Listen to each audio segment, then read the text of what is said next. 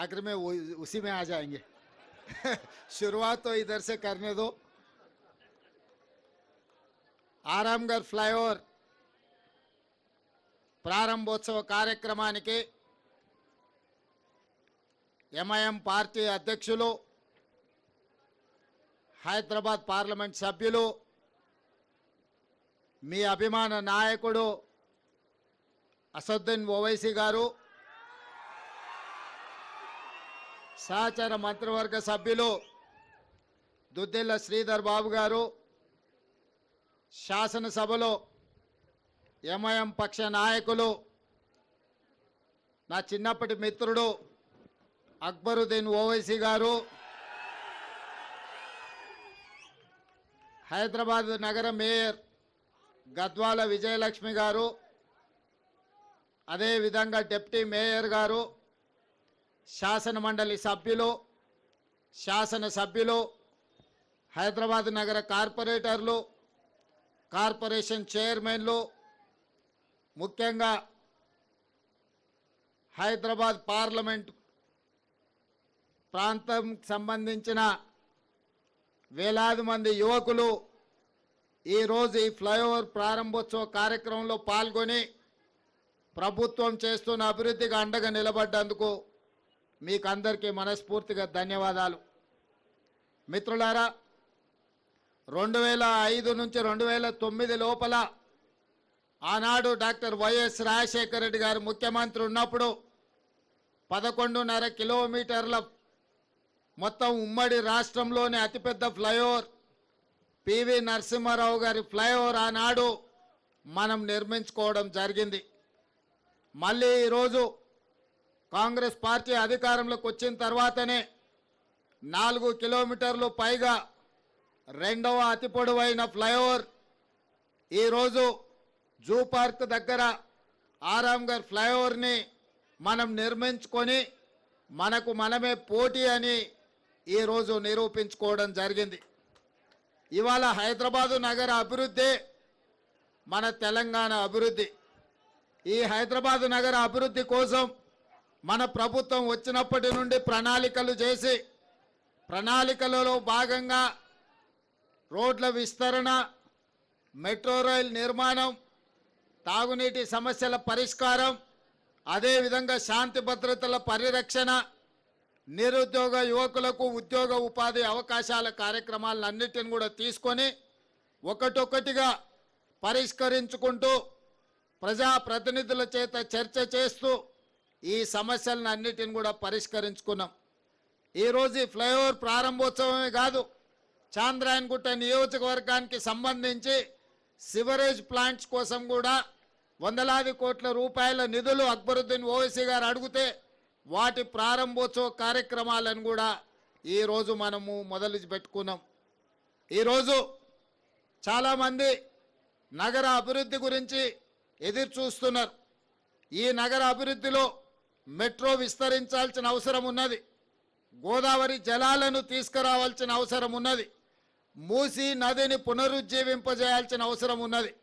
ఆనాడు నిజాం సర్కార్ 1908లో వరదలు వచ్చినప్పుడు హైదరాబాదు నగరంలో వేలాది మంది చనిపోయినప్పుడు ఆ రోజు మోక్షగుండం విశ్వేశ్వరయ్యను ఒక ఆర్కిటెక్టుగా, ఇంజనీర్గా నియమించి ఉస్మాన్ సాగర్, హిమాయత్ సాగర్ను నిర్మించడమే కాకుండా వకారాబాద్ నుంచి వచ్చే మూసా, ఈసా నదుల యొక్క వరదల్ని నియంత్రించి హైదరాబాద్ నగరానికి తాగునీటి సమస్యను పరిష్కరించడమే కాకుండా ఈ హైదరాబాద్ సిటీని లేక్ సిటీగా, లేక్స్ అండ్ రాక్ సిటీగా ప్రపంచంలోనే ఒక గొప్ప పేరు నిజాం సర్కార్ ఆనాడు హైదరాబాద్ నగరానికి తీసుకొచ్చిండు. ఇవాళ ఆనాడు నిజాం చేసిన అభివృద్ధిని పరిరక్షించుకుంటే ప్రపంచ చిత్రపటంలో హైదరాబాదు నగరంతో పోటీ పడే నగరమే లేదు. కానీ కాలక్రమేణా కబ్జాదారులు లేదా ఆక్రమించుకోవడం వల్ల హైదరాబాదు నగరం యొక్క సుందరీకరణ దెబ్బతింటున్నది. ఈరోజు హైదరాబాదు నగరంలో చిన్న వర్షం వచ్చినా వరదలు వస్తున్నాయి, ట్రాఫిక్ జామ్లు అవుతున్నాయి.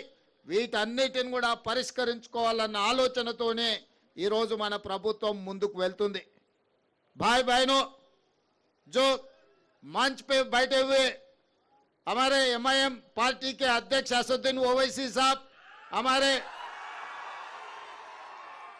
बचपन के दोस्त, आप लोगों को कितना पता है या नहीं मुझे पता नहीं।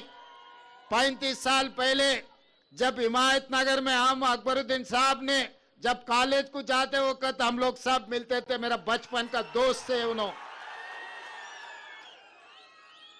आज सलार साहब ने जो वादा किया था आप लोगों से जोड़कर ये शहर तरक्की करने के लिए सलार साहब ने जो कोशिश किया, उनके वादों पे आज असदुद्दीन ओवैसी साहब, अकबरुद्दीन ओवैसी साहब ये हैदराबाद तरक्की के लिए जितना मेहनत कर रहे हैं, पूरा दिल लगा के हैदराबाद शहर को आगे ले जाने के लिए कोशिश कर रहा है।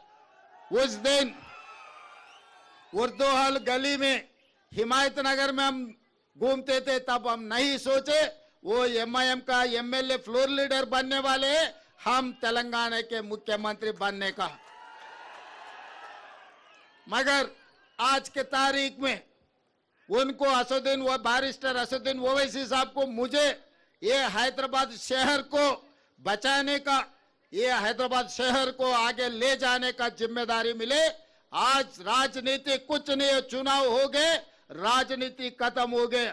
आज हैदराबाद तरक्की के लिए हम लोग दोनों मिलकर एमआईएम पार्टी के साथ कांग्रेस पार्टी जोड़कर हैदराबाद शहर को तरक्की करने के लिए हम लोग कोशिश करेंगे।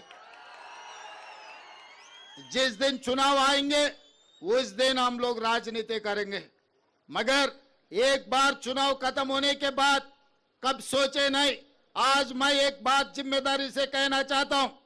आज सवेरे 12 बजे मेरा बात हुई नरेंद्र मोदी जी से। चरलपल्ली टर्मिनल स्टेशन का इनाग्रेशन था, जो में प्रधानमंत्री जी आए थे, तो मैं प्रधानमंत्री जी से गुजारिश किए, हमारा मेट्रो रेल जिस दिन कांग्रेस सरकार ने बनाया, हिंदुस्तान में दूसरे मेट्रो रेल था, मगर तेलंगाना बनने के बाद 10 साल पिछले सरकार ने कुछ कोशिश नहीं किए। आज 9th प्लेस में हम लोग आ गए। छोटे छोटे शहर भी हैदराबाद मेट्रो से भी बड़ा हो गए। मैं वो बात याद दिलाया मोदी जी को, मोदी जी आप प्रधानमंत्री बनकर 11 साल हो गए, मगर हमारे हैदराबाद में 1 किलोमीटर का भी मेट्रो रेल नहीं बनाया, जो खासकर गौलीगुड़ा, फलकनामा, चंद्रायन गुट्टा तक 7.5 किलोमीटर जो मेट्रो का था, एक कदम भी, एक ईंट भी नहीं लगाया। इसीलिए हम फेज 2 हैदराबाद मेट्रो के लिए केंद्र सरकार को हमारा रिप्रेजेंटेशन दिया हुआ है, आप कैबिनेट में मंजूर करो, क्योंकि दिल्ली के बाद दिल्ली के साथ साथ हैदराबाद शहर है, इसीलिए हैदराबाद शहर में मेट्रो का एक्सपेंशन करने का जिम्मेदारी तेलंगाना सरकार ने लिया।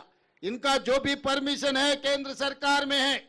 मैं ये नहीं सोचा वो भारतीय जनता पार्टी का और मैं कांग्रेस का, ऐसा सोचे तो काम नहीं होने वाले हैं।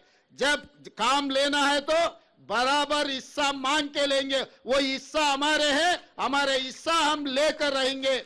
इसीलिए मैं मोदी जी से कहा, आप हमारे मेट्रो का परमिशन तुरंत दे दो। उसके अलावा मैं मोदी जी से पूछा, हमारे मूसी का भी आपके ने पेंडिंग है। आउटर रिंग रोड के साथ साथ आज हम लोग रीजनल रिंग रोड बना रहे, 370 किलोमीटर का रीजनल रिंग रोड हम बना रहे। वो रीजनल रिंग रोड आए तो तेलंगाना में इतना इन्वेस्टमेंट्स आ जाएंगे, तेलंगाना एकदम तरक्की आगे जाने वाले। जैसा दिल्ली, गुड़गांव, हरियाणा है, वो 2 मिलाए तो हैदराबाद शहर के सामने, तेलंगाना के सामने छोटे हो जाएंगे। इसीलिए आज ये जो तेलंगाना युवता को जो बेरोजगार है, जिसको नौकरी नहीं है, सबको नौकरी मिलना है, सब तरक्की करना है, तो रीजनल रिंग रोड भी बनाना है। रीजनल रिंग रोड के साथ रीजनल रिंग रेल भी हम मांगा था नरेंद्र मोदी जी से। इनके साथ साथ वकाराबाद, कड़ंगल और कृष्णा रेलवे लाइन भी हम मांगे थे, कि क्योंकि आज मेट्रो, आज रेलवे का जो इनाग्रेशन हुआ, चरलापल्ली के बहुत सालों से वो पेंडिंग पड़ा हुआ था। मैं जब एमपी था तब भी पार्लियामेंट में मैं आवाज उठाए तो काम नहीं हो रहा था। मैं मुख्यमंत्री बनने के बाद उसका जो जरूरत है, लैंड एक्विजिशन का काम था, सब कुछ क्लियर कर दे के आज चरलपल्ली रेलवे स्टेशन एक बड़ा रेलवे स्टेशन हम बना लिए। तो इसीलिए अगर हैदराबाद और तेलंगाना राज्य का तरक्की के लिए मोदी जी से लड़ना है तो मोदी जी से लड़ूंगा, असदुद्दीन ओवैसी साहब से मिलना है तो असदुद्दीन ओवैसी साहब से मिलकर हैदराबाद शहर को तरक्की करने में मैं कोशिश करूंगा। और अभी मेरे सामने बहुत सारे बड़े साहब छोटे साहब दोनों ने एक बड़ा चिट्ठी बना है।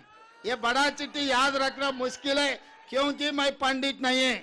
हमारे पंडित जी आ गए, हमारे पंडित जी पूरा लिख लिए। आज मैं ये बात साफ कहना चाहता हूँ, जब अय्या मियाँ हो गए, एक हो गए, तो हम क्या बोलने का है। अय्या मियाँ तो बोल दिया, अय्या तो लिख लिए। अय्या का मतलब पंडित है, आपको तो पता है ना। तो इसीलिए असद साहब ने बोल दिए, श्रीधर बाबू जी ने लिख लिए।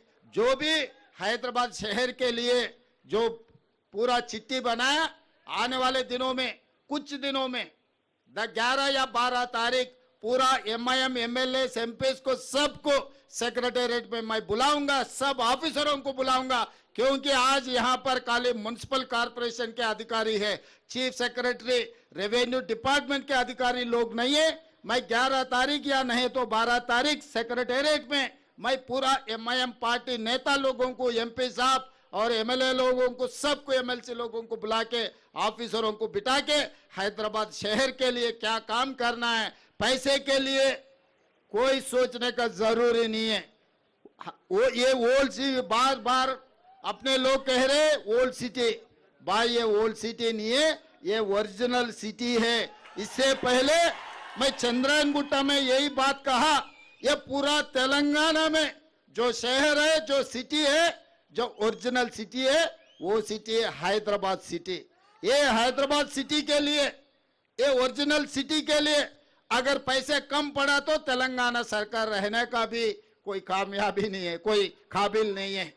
इसीलिए जो हमारे सरकार में मैं आते ही रोड वाइडनिंग के लिए पैसे दिए, मेट्रो रेल के लिए पैसे दिए, फ्लाईओवर्स के लिए पैसे दिए, सीवरेज ट्रीटमेंट प्लांट बनाने के लिए पैसे दिए। आज मिरालम टैंक में एक अच्छा केबल ब्रिज बनाने के लिए दुर्गम चरू में आप उधर जाके देखना पड़ रहा है। 2 साल के बाद लोग इधर आएंगे, मिरालम टैंकी के ऊपर केबल ब्रिज देखने के लिए पूरा तेलंगाना से कोने कोने से लोग आएंगे। यहाँ ये जू पार्क के साथ साथ मिरालम टैंकी में केबल ब्रिज देखने के लिए लोग इधर हाजिर हो जाएंगे। तो इसीलिए अंडरग्राउंड ड्रेनेज के लिए, पीने के पानी के लिए, वैसे ही जो चारमीनार पेडेस्ट्रियल के जो प्रोजेक्ट है, अकबर साहब ने कहा, वो प्रोजेक्ट के लिए जो भी आप कह दिए, हर चीज के लिए पैसे तैयार है। काम करवा लेने का जिम्मेदारी आप लोगों का है, क्योंकि पूरा तेलंगाना में इधर उधर घूमने में मैं कभी अगर इधर नहीं देखे तो आप लोगों का जिम्मेदारी है। आप काम करवा लो, पैसे देने का जिम्मेदारी मेरा है, क्योंकि ये हैदराबाद शहर से मेरा ज्यादा प्यार है। मेरा गांव यहीं से चंद्रायनगुट्टा बारका से निकले तो मेरा गांव आएंगे। बचपन से मैं इधर ही से आ रहा हूं, जा रहा हूं। संतोष नगर से लेकर चंद्रायनगुट्टा तक ओल्ड सिटी में गली गली मुझे पता है। तो ये शहर को जब हम अच्छा करेंगे तभी अपना नाम रोशन हो जाएंगे। बाहर गए तो आप कुछ भी बोलो, कोई पहचानते नहीं, मगर हैदराबाद से आया बोले तो सब कुछ पहचानते। अपने पहचान हैदराबाद है। जब अपने पहचान के लिए पैसे कम पड़ा तो ये सरकार ठीक से काम नहीं किया जैसा हो जाएंगे। इसीलिए इसमें जो भी जरूरत है, हम इंटरनेशनल कंसल्टेंट को अपॉइंट किए इस पूरे कामों के लिए। कंसल्टेंट के साथ साथ अपने MIM MLAs और नेता लोगों को बिठाऊंगा हैदराबाद के लिए। एजुकेशनल इंस्टीट्यूट, वो ITI हो, अकबर साहब, असद साहब ने कह रहा था, साहब हमारे लिए एक इंजीनियरिंग कॉलेज, बस जरूर जब जरूरत पड़े तो मैं एजुकेशनल डिपार्टमेंट को बोलूंगा, टेक्निकल एजुकेशन डिपार्टमेंट को जरूर हम इंजीनियरिंग कॉलेज देने के लिए कोशिश करेंगे। और आगे जूनियर कॉलेज, डिग्री कॉलेज के बारे में चंद्रायनगुट्टा में शुरू करने के लिए अकबर साहब ने कहा, हम एजुकेशनल इंस्टीट्यूट में इंस्टीट्यूट से देने के लिए हम पीछे हटने वाले नहीं है। जो जो जरूरत है जरूर वो काम हम लोग करेंगे। टाइम हुआ? ओके।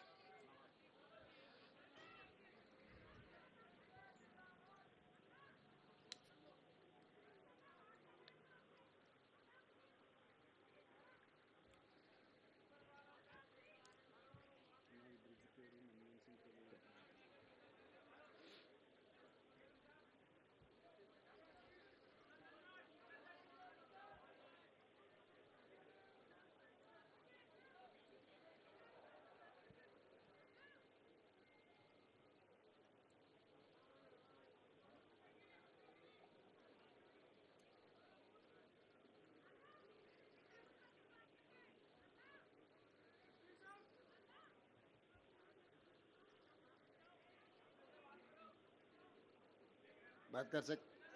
हाँ।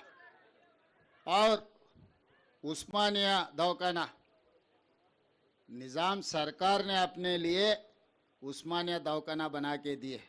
आज उस्मानिया दवाखाना के वहाँ पर हाल देखे तो कोई भी परेशान हो जाएंगे। इसीलिए असदुद्दीन ओवैसी साहब ने जो कहा, आने वाले एक हफ्ता में जो गोशामहल स्टेडियम में जो है उस्मानिया अस्पताल का हम लोग फाउंडेशन स्टोन डालेंगे, तुरंत उस्मानिया हॉस्पिटल बनाने का जिम्मेदारी भी तेलंगाना सरकार ने उठाएंगे। और जो भी जितने भी बोले हम अधिकारियों को भी बोल दिए लिखने के लिए। और आगे 11 तारीख या 12 तारीख में सेक्रेटेरिएट में बुला के साहब लोग ने जो जो कहा हैदराबाद शहर के लिए सब कुछ मंजूर करवा देंगे। और आखिरी में एक ही बात, जो फ्लाईओवर है एयरपोर्ट को जाने के लिए, वो फ्लाईओवर का नाम पीवी नरसिंह राव का फ्लाईओवर है। ये भी फ्लाईओवर सीधा एयरपोर्ट को जा रहे। परसों जो शहीद हुए जो डॉक्टर मनमोहन सिंह जी का नाम ये फ्लाईओवर के लिए हम रख देंगे, क्योंकि जब पीवी नरसिंह राव जी प्रधानमंत्री थे, डॉक्टर मनमोहन सिंह ने फाइनेंस मिनिस्टर थे। देश के लिए 10 साल प्रधानमंत्री, इतना काम किए मनमोहन सिंह जी, उनका नाम याद रखना अपनी जिम्मेदारी है। अपना राज्य जो बनाए, तेलंगाना राज्य ने जो बनाए, वो डॉक्टर मनमोहन सिंह जी ने। इसीलिए अपना ओरिजिनल सिटी में मनमोहन सिंह जी का याददाश्त रहना। इसीलिए ये फ्लाईओवर को मैं असदुद्दीन ओवैसी साहब और श्रीधर बाबू जी से गुजारिश करता हूं, ये आप लोग मान लेना, ये इधर ये जो फ्लाईओवर को डॉक्टर मनमोहन सिंह जी का नाम रखेंगे, क्योंकि वो देश का नाम पूरा दुनिया में आगे लेकर गए। उनके नाम याद रखना, क्योंकि मैं फाइनेंशियल डिस्ट्रिक्ट में उनका स्टैच्यू लगा रहा हूं। फिर बाद में बोलेंगे असद साहब ने साहब नया शहर में उनका पुतली लगाया, ओल्ड सिटी में कुछ दिया ही नहीं। इसीलिए ओल्ड सिटी में उनका नाम दे रहा हूं। ये यहाँ जो फ्लाईओवर है मनमोहन सिंह जी का नाम रखेंगे। हमारे म्युनिसिपल ऑफिसरों को भी मैं आदेश दे रहा हूं ये मंच से, ये फ्लाईओवर का नाम डॉक्टर मनमोहन सिंह जी फ्लाईओवर, इसका नाम तय कर दो। और आगे जो करना है, मैं और एक बार कहना चाहता हूं, मैं किसी से मिला, किसी से अगर बात किए तो तेलंगाना राज्य तरक्की के लिए मैं मिलूंगा। तेलंगाना राज्य तरक्की के लिए मैं सबसे मिलकर आगे जाऊंगा। जब जरूरत पड़े, जो लड़ना है तो हर कोई भी हो सामने वाले तेलंगाना के लिए मैं लड़ूंगा। तो इसमें कोई कॉम्प्रोमाइज नहीं है। आज जो डेवलपमेंट में हमारे साथ एमआईएम पार्टी हमारे साथ में है, ये डेवलपमेंट के लिए हम लोग दोनों मिलकर भाई जैसा मिलकर हम लोग डेवलपमेंट कर देंगे। हैदराबाद शहर को इतने दिनों से जो नुकसान पहुंचा है, वो नुकसान को अभी भर्ती करने का, वो रिपेयर करने का और आगे ले जाने का जिम्मेदारी मैं लूंगा। जो भी आपके तरफ से गुजारिश है, आपके तरफ से दरखास्त है, सब दरखास्त को मैं मंजूर करता हूं। मेरा जिम्मेदारी है ये हैदराबाद, क्योंकि मेट्रो रेल पहले बाहर से बाहर जा रहा था, गच्चीबौली से लेकर आउटर रिंग रोड से लेकर उधर से उधर जा रहे थे। तो आज हम लोग ओल्ड सिटी से, ओरिजिनल सिटी से मेट्रो रेल डाल रहे हैं।